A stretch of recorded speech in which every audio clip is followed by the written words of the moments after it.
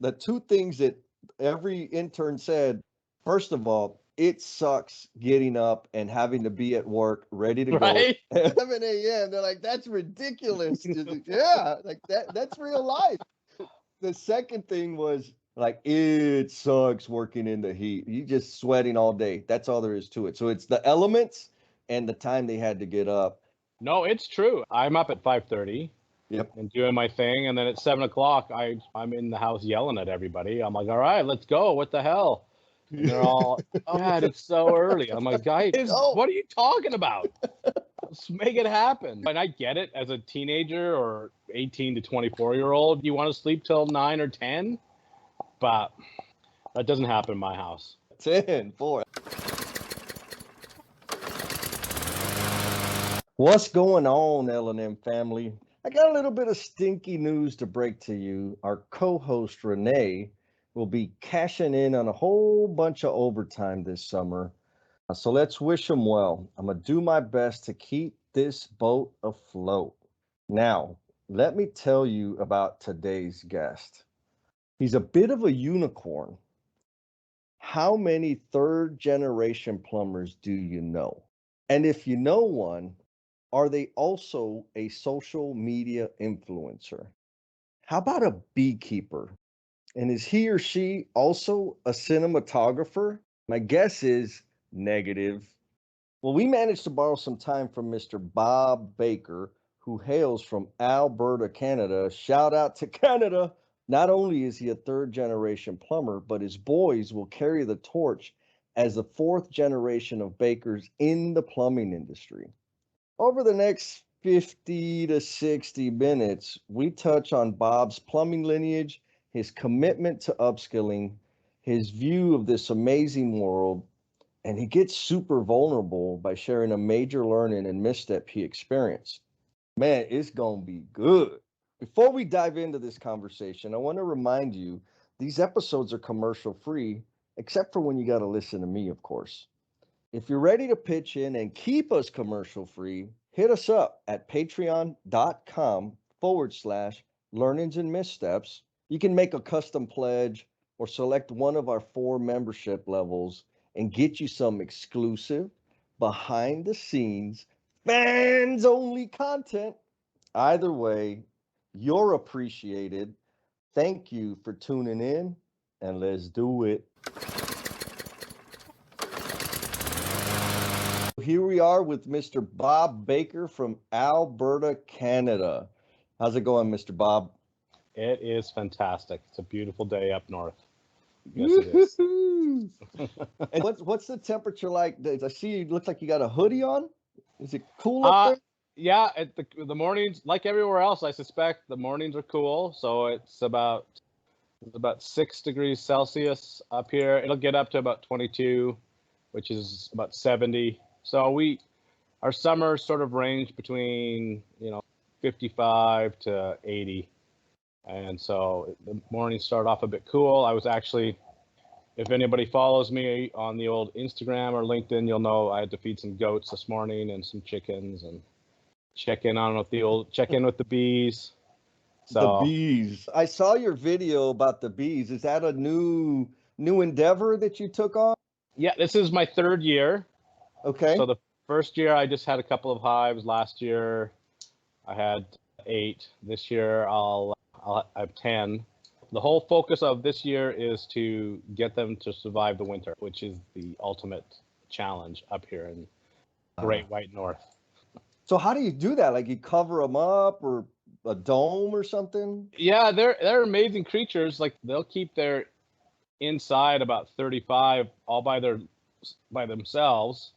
We just put a couple of insulated tarps around them and make sure the wind can't get to them and that they have proper airflow. Kind of, if you've got building guys on here, you'll know that building airflow is critical to make sure you don't have condensation and mold and all the rest of that stuff. Yep. So as long as they don't get wet and they have enough food to eat, they'll keep themselves warm. But the second they get a little condensation on them, they're Frozen. Yeah. So that's sort of the challenge of finding a spot that you can minimize those risks. And thus far, I'm 0 for 2. So So 2 winners, they got wiped out. yeah, we did. I thought I was through it all. Did really well till about the end of March this year, and then we had a crazy, like we were talking about before, your little cold snap. Snowvid. Yeah. Yeah, snowvid.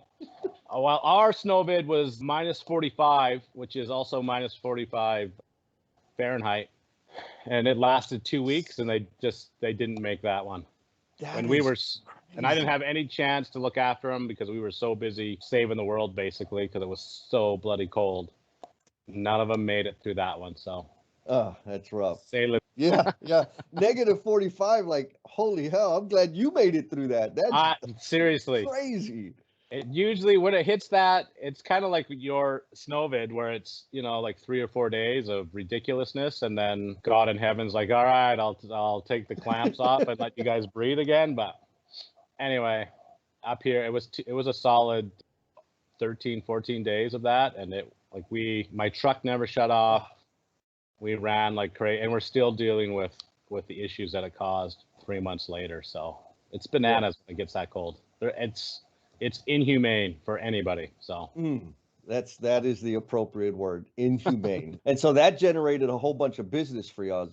yeah, we're pretty well acclimatized to that cold weather, but when it's that cold for that long, it really doesn't matter how much insulation you've got, or any weak point is exposed and taken advantage of and wrecked. And yeah, our HVAC equipment which we get lots of it from, is manufactured down in Texas there.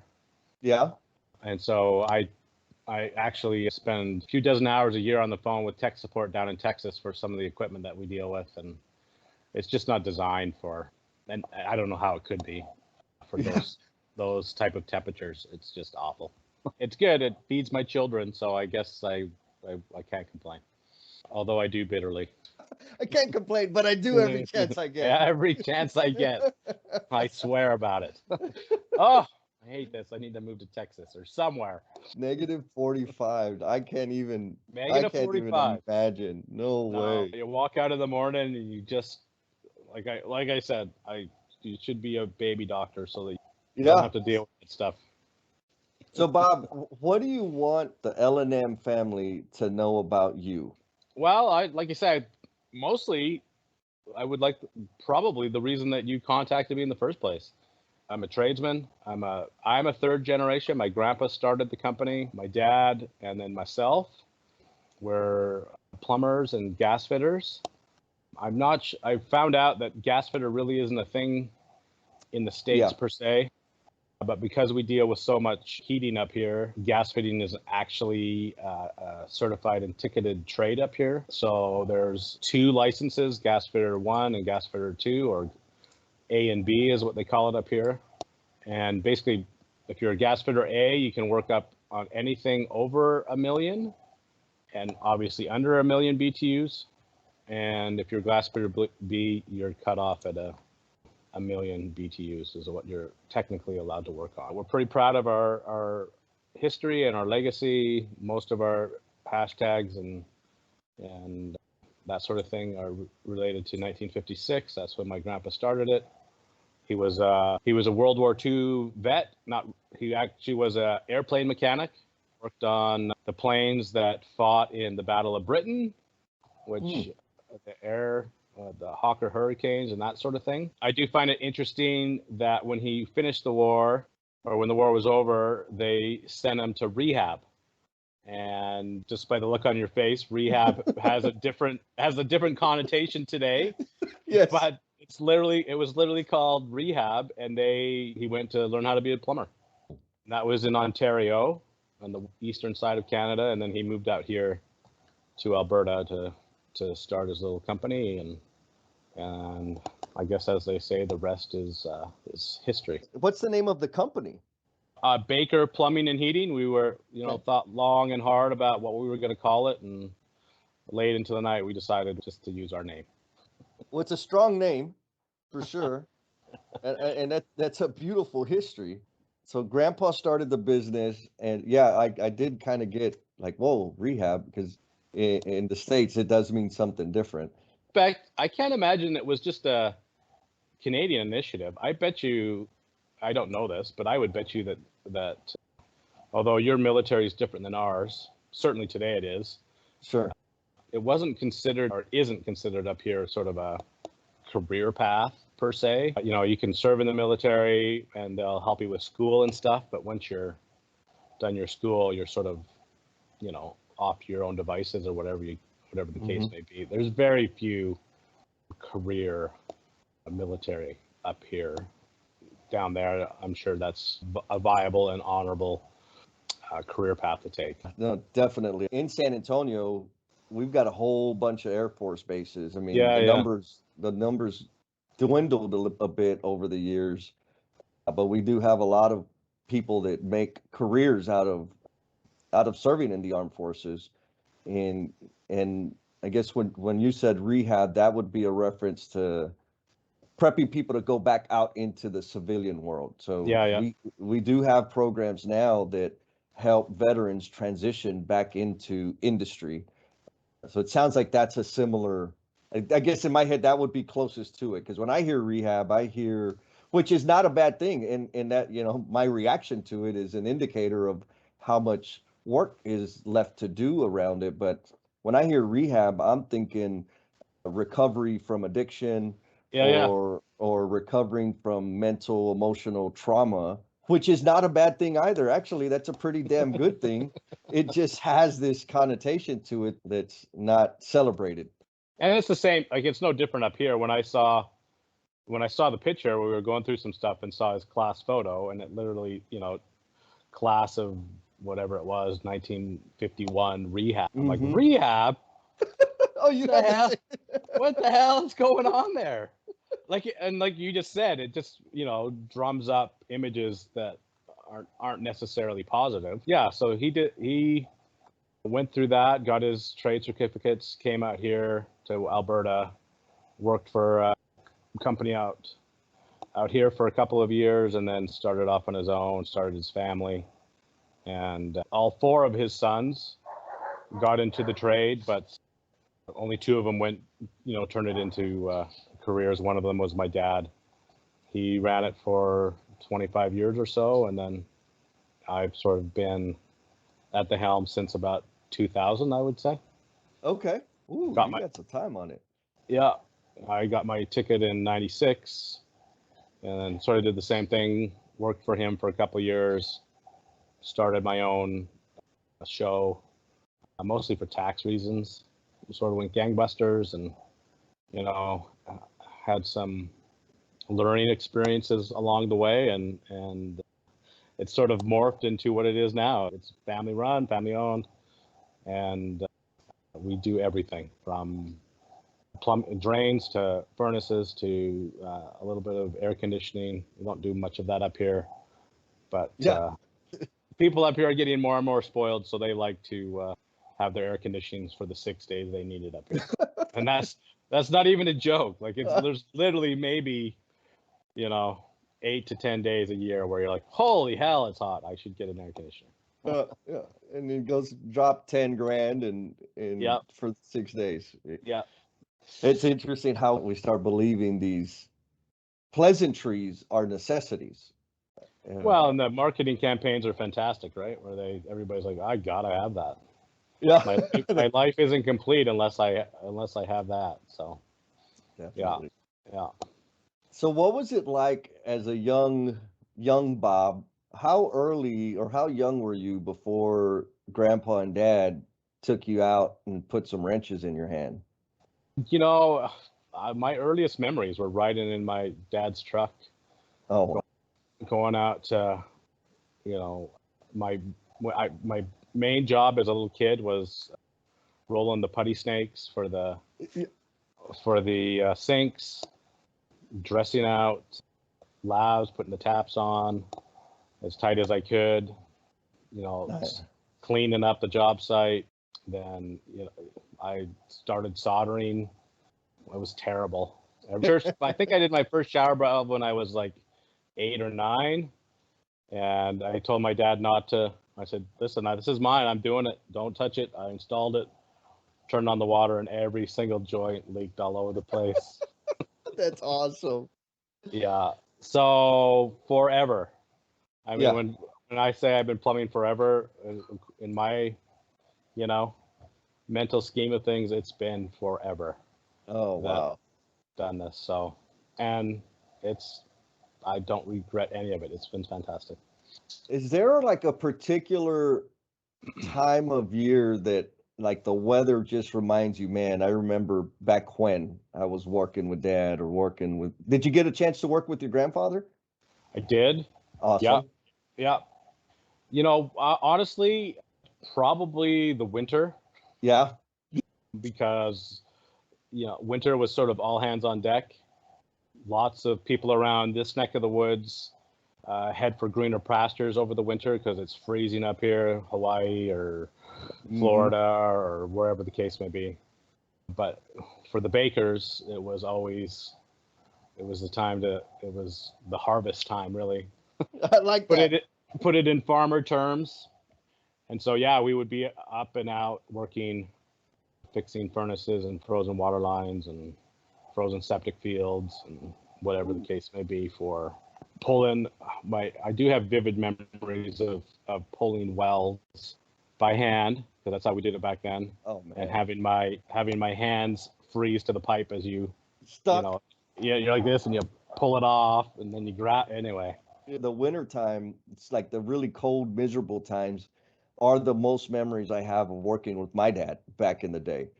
And so here in San Antonio, tacos are the thing, right? Breakfast, lunch, dinner, you can have Yeah. tacos all day.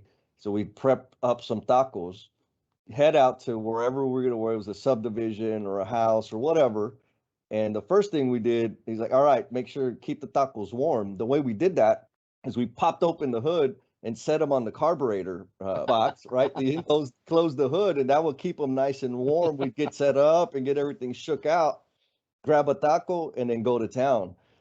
Or the damn truck would break down or something, some funky thing would happen, and we'd have to tackle it. And that Yeah. happened all year round. But the times I remember are the winter time when it was cold, and you could see your breath when you're breathing, and dad's yelling at you like, no, don't hold the light there, put it here. And I'm like, where? Yeah. I can't see what you're talking about. That was probably my first lesson, was how to eat a sandwich with it still in the bag, so that you didn't get your grubby fingers all over the bread.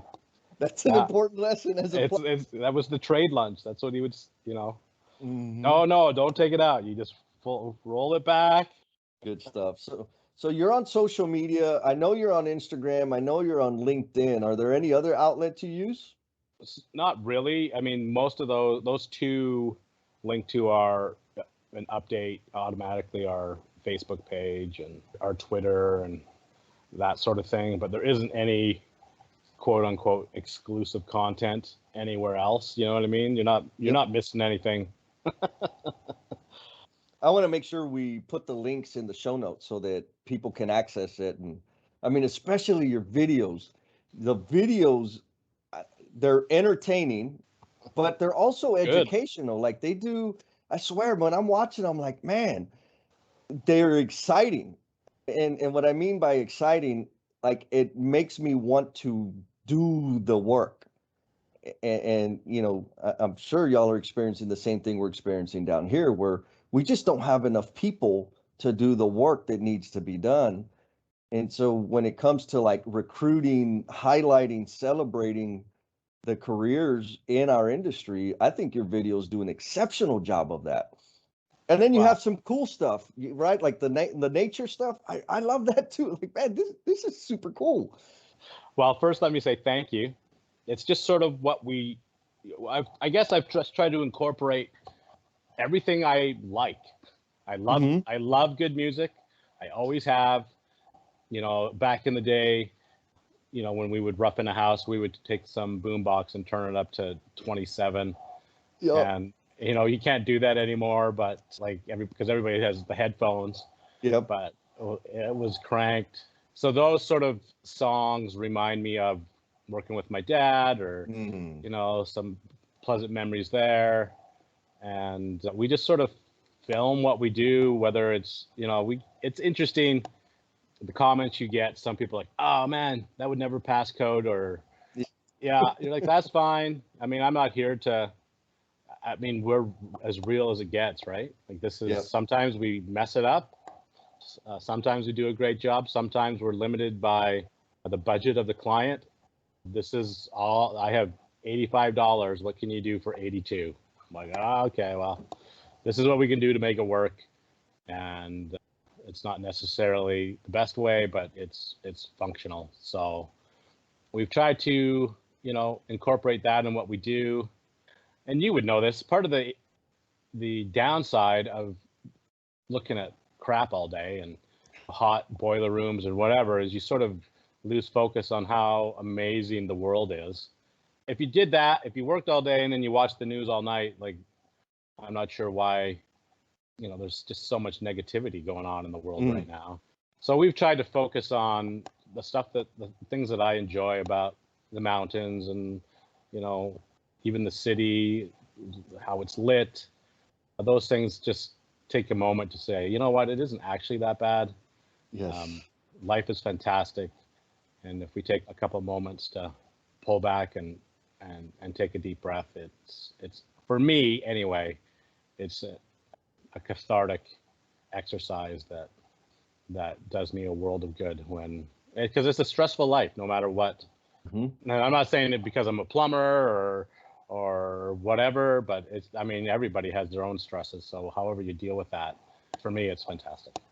So we just try and share the lens that we try and see the world in. I'm telling you, it is a beautiful lens. I mean, one, celebrating the work. You got the music in there, so it's like jamming, like hell yeah, they're having a good time. That Yeah. looks like fun. I want to do that. And then the Let me other put a side. disclaimer in there. It's not fun. You could ask my boys who, I truthfully will have probably the same story I have. They've all been working with me since they were little, Okay. 5, 6, or 7. And, there are days where it sucks. I'm in a bad mood. The things aren't going well. I'm fighting with inspectors, as with most people. But there's a filter that you don't really share that with the whole world. And so behind the scenes, I am losing my mind and using all the bad words and throwing stuff around. Even my son's like, dude, you got to calm down. I'm like, I'm going to freaking lose it.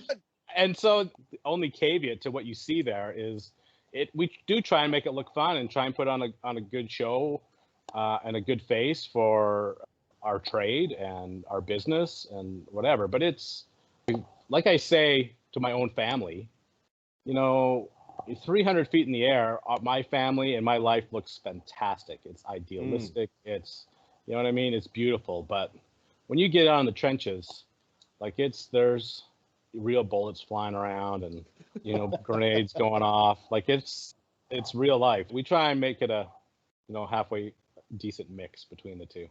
But there are days where and that, there are days when it just sucks. Yes. There's no other way to just like, okay, well, I'm going to sleep in my bed tonight, I hope, and then tomorrow's a new day. And you just got to let it roll. I mean, Yeah. it's for me, it's a matter of where I target my focus. Yeah. There's a lot of crappy things that happen all day, every day, just in my little world. Yeah.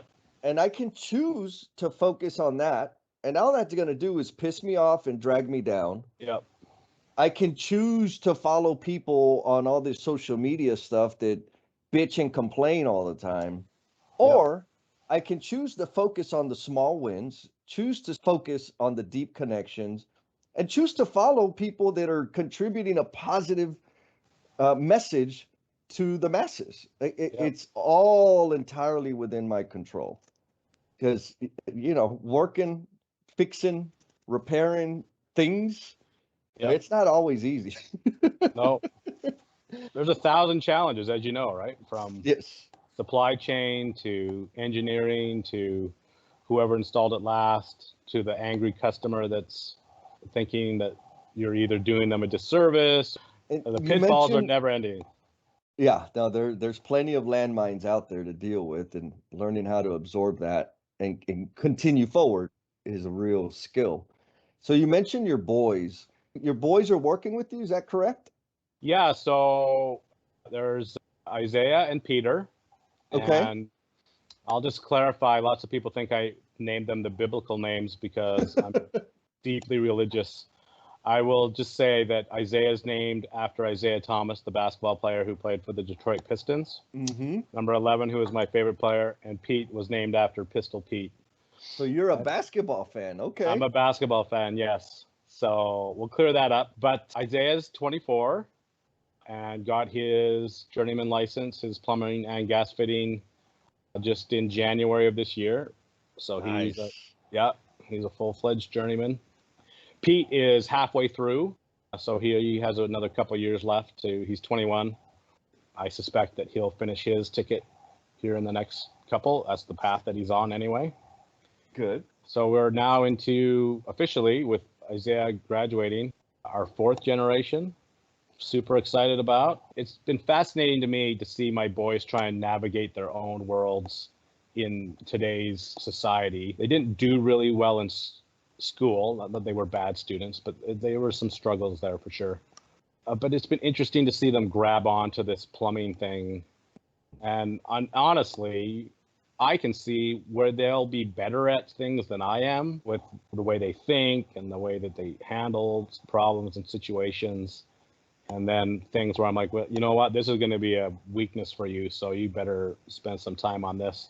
It's been fascinating to just sort of take a step back and watch your own kids, Wow. and particularly in the trade, go through some of the same challenges that you had. And I'm like, oh, he's totally gonna mess that up because I did. Right. I'm like, yeah, man, watch this. He's gonna, and I'm like, and then he navigates it. I'm like, oh, wow, Wow. good Got job, it. man. Yeah. So, Damn it. and then there's a time where I'm like, this will be a piece of cake, and he phones me 27 times because he can't figure it out. I'm like, dude, you're a moron.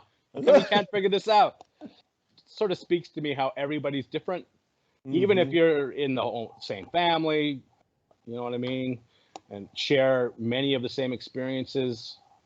Your approach to many of those are completely different. So it sort of gives you, to me anyway, look into how someone who's not part of my family, that doesn't have any of the same shared experiences that I have, tackles a plumbing problem from a completely different angle. And my initial thought is, are you stupid? Like, why? This is how this is done. That's been Yep. the joy of social media, really, is to be like, oh, I never would have thought in a million years that that was a solution to a problem that I've had. That's fantastic. And I think to Yes. myself, how am I so stupid? How am I a moron not to have seen that? Because that's a beautiful solution to a Yes. problem that I experience 27 times a year that I can't, like, I hate this, but I'm going to go through it because I don't know any other way to fix it. So it's that's for us been the benefit of social media, and watching my own kids develop their own experiences it's been fantastic. I highly recommend it to anyone that can pull it off. I applaud you in bringing your sons into the trade and nurturing their growth. I've worked with my baby brother a bit, and it's like, dude, please, like, it doesn't have to be that hard. So it takes some patience, but also I know a lot of folks that have built careers in the industry that don't want their kids anywhere near a shovel or anywhere near a repair or a job site. You know, my dad, he was not very happy when I decided not to go to college. Looking back, I love every minute of it. I mean, it was the most amazing choice I could ever have made. But it was tough. It was tough for him. I'm sure he wanted the best for me, right? He wanted me to go off because I was a nerd boy. School was not hard for me. School was easy. The only problem I had in school was behavioral issues. But when I got out on that first job site, man, I'm like, oh my goodness, this is what it's about. And I got to work with him, fetching tools, cleaning out ditches, rolling the putty snakes, like you said. That was all the fun stuff. Yeah, But yeah. when I actually got out there and started working with other men, I was like, oh yeah, this is what I need to do. But too many people feel like I'll say it this way, they lack an appreciation for what the trades can be and really are. And so for you to make a commitment to get your son's fourth generation, that's special. I imagine it wasn't easy. Did you deal with any family members or people, we'll just call them haters. Did you deal with any haters about bringing your sons into the trades? There always is. It doesn't matter what you do. There are always the haters. I guess it's because the reason they are is because they don't understand the process. They don't understand the intricacies of the actual what you do as a plumber or HVAC tech or any of that stuff.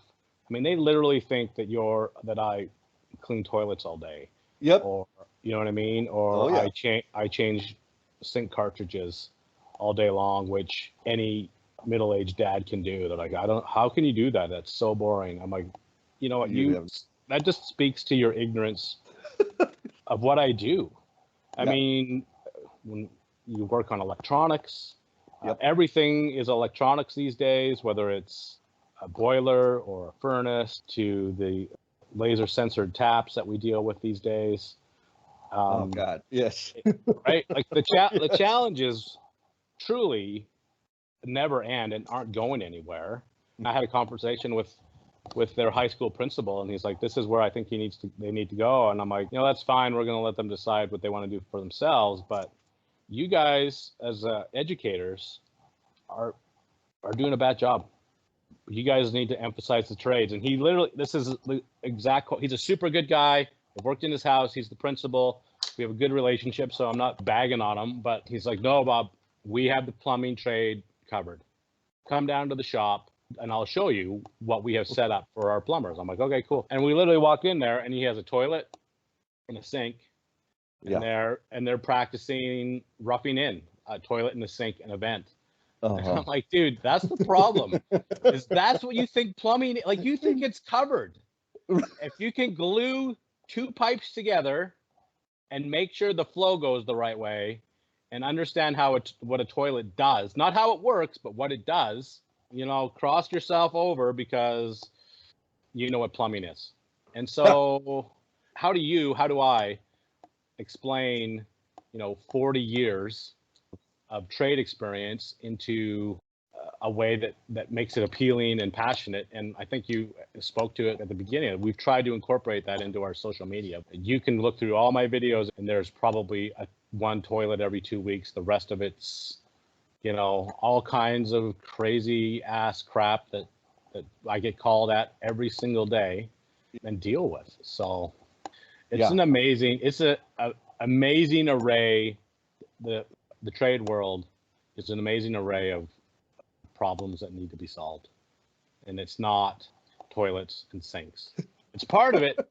It's part of it. That's the easy stuff. That's the easy stuff, right? Yes. I have that stupid air gun you may have seen or not that blasts the toilets out, and it's my favorite tool of all because I don't get to use it enough because I don't do that many toilets. So that would be our message to anybody that's thinking about it, that whatever you see on the surface, which is true of anything, whatever you see on the surface is literally a millimeter thick.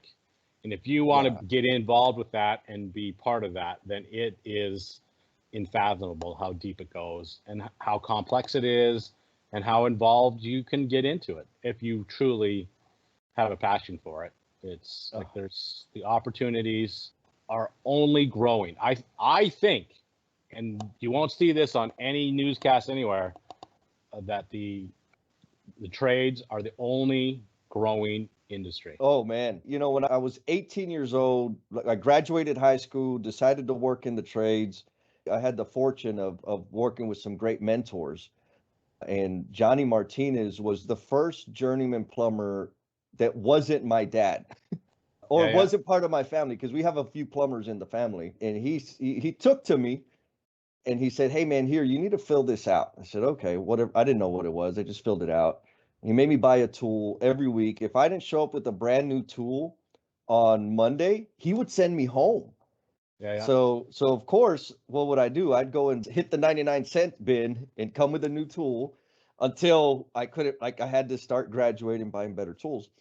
Anyhow, The paper he had me fill out was my official registration as an apprentice for this with the state of Texas. Then I'm like, hey Johnny, like I got a big raise. I went from like $6 an hour to $13 an hour once I got that card. Yep.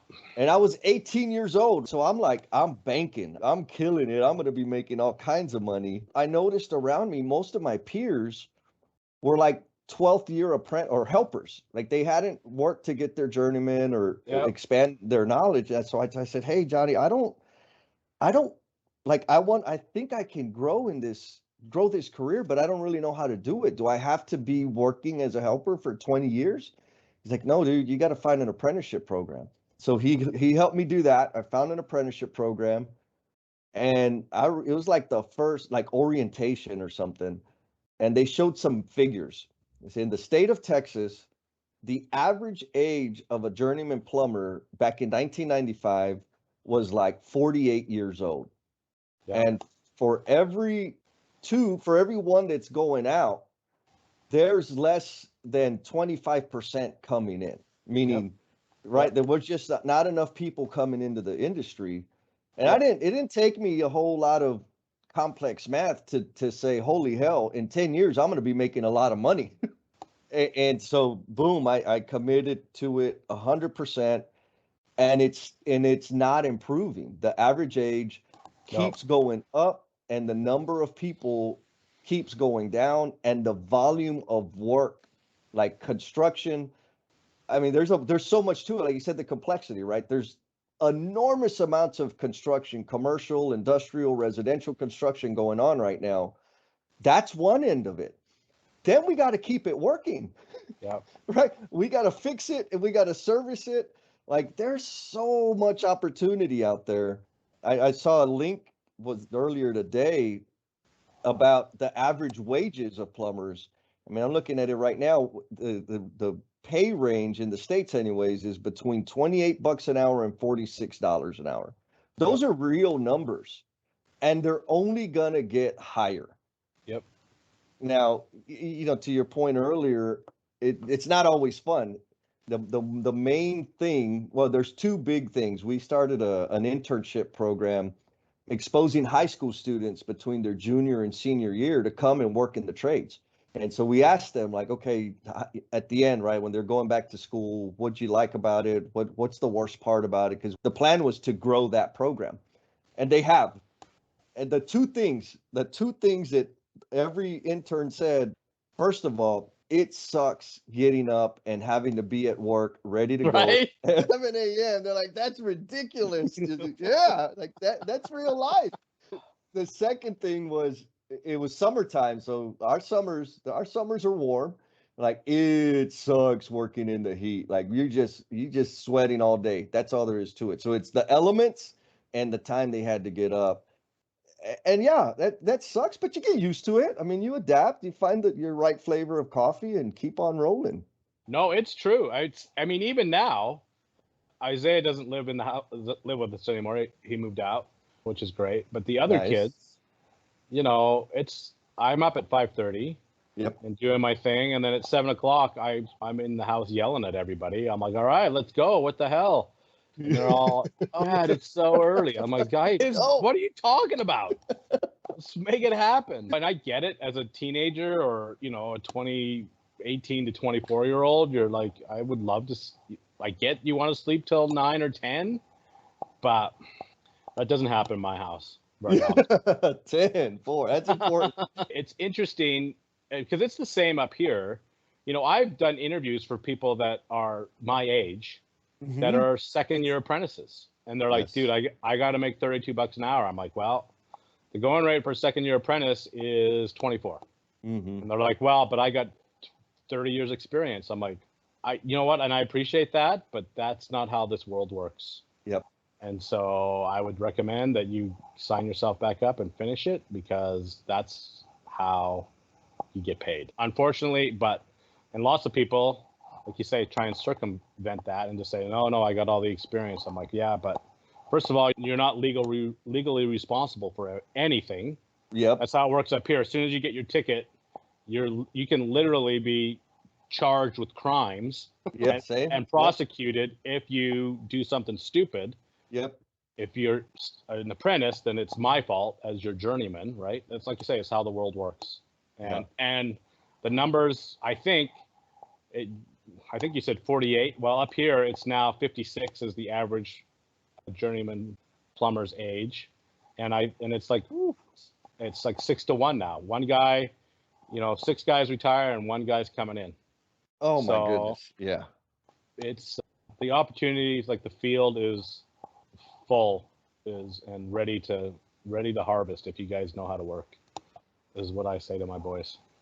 Yep, we got to be ready to work. We touched on something, we talked about the principles saying, "Oh, we got plumbing covered," and how folks out there that have no connection with the trades think that it's this simple thing, right? You just got to work hard, you got to be strong. But there's a lot. I mean, there's education. You've got to go to apprenticeship, learn the stuff. I know here in Texas, once you get your journeyman or any license, there's annual continuing education. You got to keep up with the technology. You got to inform yourself on the safety precautions so that you take care of yourself. It's not like you just show up and you're making $50 an hour. You got to make a commitment to expanding your knowledge base, and there are formal structures to make that happen. So again, you're not just going to show up and just go to work. You've got to build this knowledge base. So you're working during the day and you're learning at night or whatever. There's many avenues to do that. But I think too many people just don't realize, like, oh wow, like this is really a profession. It's like, yeah, absolutely. Because to your point, we can make, if we are not educated and do something wrong, we put people's lives at risk. It is a serious endeavor to be a plumber, to be an electrician, to be any of these trades. There's some stuff that we really got to know, and we don't just kind of learn it talking around the damn water jug. Nope. We go and learn that stuff for real. I was hoping when I entered the trade, like I could just show up and they'd see how awesome I was and give me a $20 an hour raise. And they said, no, you got to go to school. I said, school? What are you talking about, school? Like, this is plumbing. And then when I got into the apprenticeship, I was like, oh, now I see. But because in the field, yes, I'm learning how to do things, but I'm not learning why. Right? Why they're critical, why they're important. And the more why I understand, the better decisions I make going forward. So it's definitely a commitment and an investment into oneself. Once you get a journeyman, and I've said this to Isaiah, I'm like, great, you're now a junior journeyman, which means, great, congratulations, high fives, here's your pay raise. You got 10 years before you're ready to become a senior journeyman, because you're now out there making your own decisions. You're out there going to see what you did wrong and make mistakes, and you should be on the internet upgrading your skill set, learning how things work, learning about new products, so that you can be as versatile and beneficial to your client base as possible. And in my opinion, that is a 10-year process from a journeyman to someone that actually knows what he's doing, right? Because the flip side is, well, I know how this works, but I've never installed it. I'm like, okay, well, there's a massive difference between what you read in the book, and the educational teachers up here will hate me for saying this, and I've said it to their face, so it's fine. But the book world and the real world are not the same thing. Right? Yeah. Just because you read it in a book and you passed the test doesn't mean that you can show up at Mrs. Johnson's house tomorrow and fix or install or whatever, right? So there's a congruency that those two things got to come together, and you got to match them both. I guess you don't have to, but if you want to make the most money and be the most beneficial and find the most satisfaction in your job, then those two things have got to merge together. The person that benefits the most is you. When you do it. And really, that's, at the end of the day, that's who receives the greatest benefit from that. The practical application of, like, there's knowledge. I can read it and memorize it even. That's the engineers in my world right there. They know everything, but they have no idea how to install it or how it applies to the real world, right? The practical application Yeah. of that knowledge is the differentiator. Yep. When you can put 100%. that bad boy in place and say, damn it, the way it said in the paper, on the blueprint or on the drawing or in the specs or the submittal, Yeah. it's a little different when we go put it together. Sometimes it's a lot different. Yes. And so Yeah. you talked about building your skill sets, and back to the social media, because one, I want to hype it up because you're putting some great stuff out there. And I want to challenge all the other craft men and women out there to follow your example because we need more of it. But in terms of skill set, as it relates to social media, which of the three of you, between Isaiah, Peter, and yourself, who's the cinematographer, the video taker? Like, they got skills. That'd be me. That's you. Oh man, that's awesome. And honestly, yeah, it sounds boastful, I guess, but just to speak about what we just spoke about, like I literally took a cinematography course online and a camera course. I'm like, okay, how do you split up a frame? How do you take better videos? I mean, anybody can Google that right now, how to take a better video, and you'll get 400 hits of what to go look at. And so it just, like you say, your learning should never ever stop. And I was actually looking at some stuff from a couple years ago of stuff that we posted, I posted, Yeah. and I mean, you can literally see I'm like, oh yeah, look at that. I learned that, I read that, and now I've incorporated that, and now you can see visually and thematically a difference in what that learning brought to the table and how I've changed how I do things and how I present things. Full circle back to what we talked. The world's an amazing place. Yes. And if you get off your ass and quit playing video games or watching Netflix all day, like there's so much for us to learn and so many opportunities. Like you'll die 1,000 times over before you learn most of what this world has to offer. So that's where it comes from. Is I'm like, I need to do a better job at this, and how do I do that? And then you go do some digging. Yeah. So And then practice it. Yeah.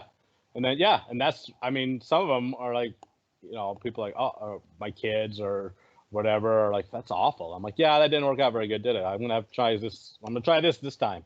Yeah. And my Peter is sort of glammed onto it here in the last month or so, and so we've had, it's like, how do I do this and how do I do that? And so he's starting to figure out what he wants to do, and sends me his video. What do you think about this? I'm like, dude, just throw it out there, man. Like yes. it's harmless as long as you're not doing anything illegal. Then throw it out there and see what kind of reaction you get.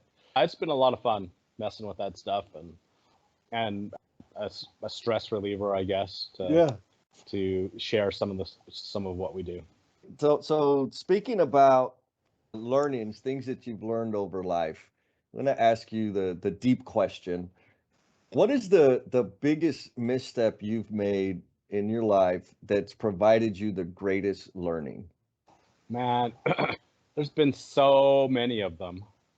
I have made 10 million mistakes in my life. I do remember a particular, I was 35, so it was 2005. Oh, got you again. This piece of content is going to be available only through the L&M Backstage Pass, some of that fans only goodness.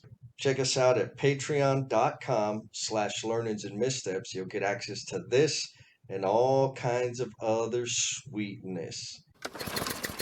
That's a pretty intimate, I'm sure painful thing to bring back to the front of your mind.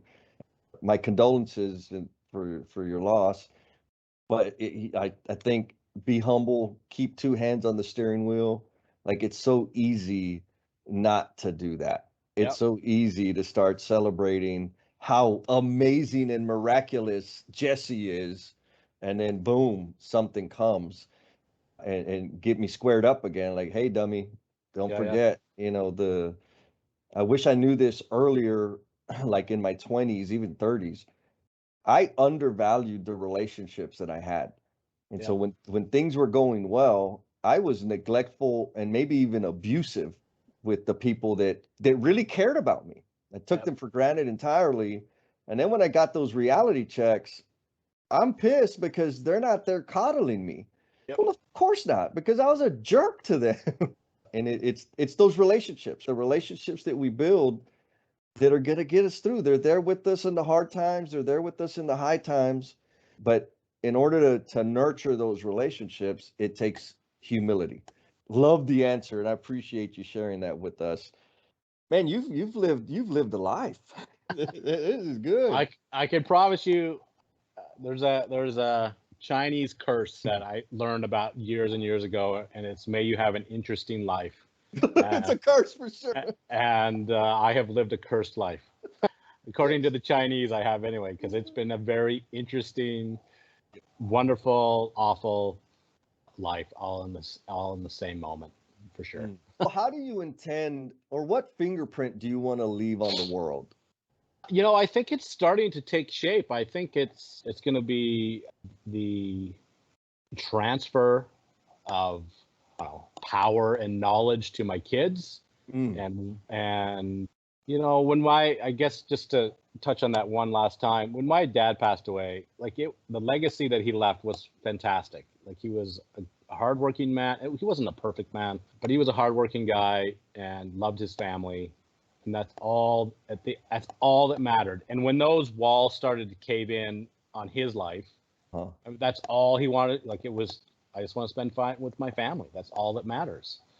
And so, I mean, that's the fingerprint, I guess. But 30 years from now, when I'm dead and whatever, that's what I would like to be known as: a guy that worked hard, that loved his family, that appreciated the small things in life, was grateful for the blessings in his life, and handled the trials in his life as best he could. I've been in this trade long enough that I have ripped out and remodeled places that I installed, Ah, right? yep, yep. So, 35 years ago, I installed this and was like, this is going to last forever. And then I've been around long enough that I've walked into the very same room with a sledgehammer and started smashing stuff, Yeah. because it's time to renovate. So Yeah. nothing from what we do in the trade world, I'll be careful how I say this, has any legacy to it. Any piece of equipment I install, any job that I do, has a lifespan, whether that's 5 years or 35 years, whatever it is. So I think the fingerprint is to leave something that's beyond that, which requires us to be more involved, and Mm, to, like you said, create and develop and nurture those relationships with people that care for you, that people that are important to you, because those are the ones. That's what makes it worthwhile, is the relationships we have with people. And it's been amazing on the social media front to develop these relationships with people that I would have never had the opportunity, like yourself. yeah. Never we would have never crossed paths. Yep. If it was 1970, we would have lived our whole lives and done all our stuff and never had a conversation. And Yes. that's true for hundreds of people that I have met through social media that are fantastic people. I'm Yep. like, wow, you know what I mean? Oh That yeah. guy is fantastic. How have Yeah. we not connected somehow? Sure, I feel good about fixing the furnace that nobody else could fix, or that Yep. install looks mint because I installed Yes. it. But those are fleeting and don't last very long. It's the relationships that we develop that make the difference. So if there's a message to be had from this whole thing, is be humble and create positive and meaningful relationships with people worthy of your time. That's the buzzer beater 3-point winning shot right there, Bob. That is fantastic. So, did you have a good time? It was fantastic. Yeah. Yeah, I did. Time flies, man. Time flies for sure. I wish we could keep talking. Don't want to be selfish with your time. I'm sure you got plenty of things pulling on you to go get after some more mint installations. This was awesome. I appreciate you deeply. And now that I know you are the cinematographer and the like, I'm like son of a gun. You've probably seen some of my stuff, and that's just me. I'm fine with quick and dirty. That's my Yeah. style. I'm just gonna try something, throw it out there. It might Yeah. stink, but that's how I learn. I should invest more time in like being taught. And when you said you took a kind of like shit, all right, now I got to do that. It like because your stuff is great, and I would like for my stuff to look as professional, as presentable as your stuff is. So I'm gonna find me something and see what I can do to polish it up a bit. Well, like you said, learning never stops, right? No matter what you're doing. Yeah. And I truthfully, I've sort of eclipsed learning everything I can learn in plumbing. Like I've sort of, you know Ah. what I mean? Yep. I don't know it all, but the honest answer is I know where my fields of expertise are, and Yep. I fit in those, and I can fix anything within those lanes. I'm not really interested in learning a new plumbing skill, so I'm going to go learn how to, keep bees or how to take pictures or how to, you know what I Yeah. mean, Oh grow yeah. a garden or whatever the case may be. You say, okay, well, I need to diversify my skill set a bit, and Yes. that's what sort of my next, I hope, 20 years is diversifying my skill set. And that's a perfect message for all the craft men and craft women out there, right? Keep building your skill set. Yeah. Well, Yeah. Bob, best of luck with your bees this Thank, winter. thank you. And I appreciate your time, my man. Good luck out there, and we'll talk again soon. Love Mr. Baker's contagious, positive attitude. He's been through some stuff, he's lived some life. Thank you for celebrating him with us. We also have a couple more celebrations to share with you. It's official. We now have listeners on every continent on this beautiful earth. Who would have thought? A skinny little plumber from the south side of San Antonio, who, by the way, ain't so skinny no more. And we also want to celebrate the L&M family members who go out of their way to give us some feedback. Today, we want to celebrate Miss Stephanie. Stephanie tells us, or more directly, Stephanie told me, she said, Peanut Butter, you are on to something amazing here. And yep, I did say peanut butter. That's a little bit of an inside joke there. Stephanie, thank you. You gave us that feedback way at the onset of this journey, and it was exactly the perfect fuel that we needed to just keep on trucking and keep on pushing. That was way back when most of our listeners were from San Antonio. And girl, with your support, we're global now. We appreciate all the L&M family out there. Thank you for joining us and celebrating the men and women that have built careers in our construction industry. Get the word out, be kind to yourself, and we'll talk at you next time. Peace. Man, you are one dedicated listener, sticking with us all the way through to the very, very end. Please know that this podcast dies without you, and we invite you to share how the episode's impacting you, along with your thoughts, questions, and suggestions. You have been gracious with your time, so we added social media links in the show notes to make it super easy for you to connect with us. Be kind to yourself, stay cool, and we'll talk at you next time.